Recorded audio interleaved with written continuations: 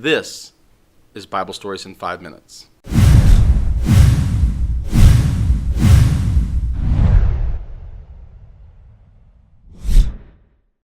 Good evening, everybody. Welcome back to 25 Days of Christ as we focus on our 5-minute Bible studies, focusing back on a Christ-centered Christmas. I want to thank you guys for sticking with us. Thank you for joining us. Thank you for making Christ a part of your Christmas and focusing on Him rather than focus on things of the world. Tonight we have a couple scriptures. The first is Luke 22, verses 14 through 20, and then we have John 13, 4 through 15. So we're going to start with Luke chapter 22, verses 14 through 20, and it says, "When the hour came, Jesus and his apostles reclined at the table.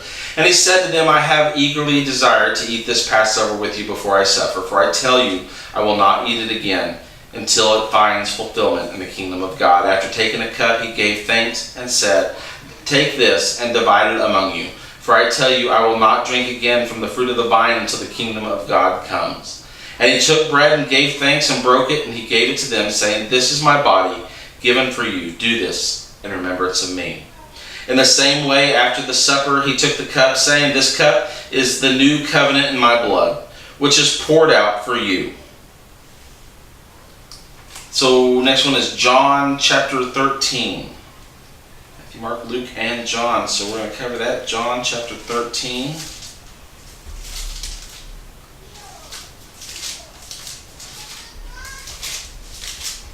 John chapter 13, verses 4 through 15.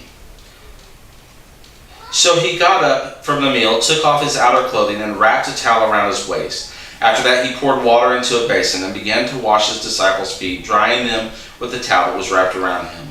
He came to Simon Peter, who said to him, Lord, you are going to wash my feet? Jesus replied, You do not realize now what I am doing, but later you will understand. No, he said, Peter, you shall never wash my feet. Jesus answered, Unless I wash you, you have no part with me.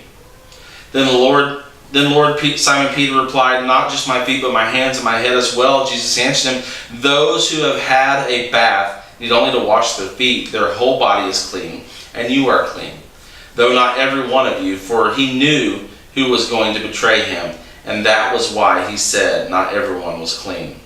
When he had finished washing their feet, he put on the clothes and returned to his place. Do you understand what I have done for you? He asked them.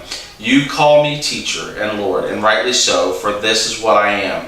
Now that I, your Lord and teacher, have washed your feet, you also should wash one another's feet. I have set you an example that you should do as I have done for you."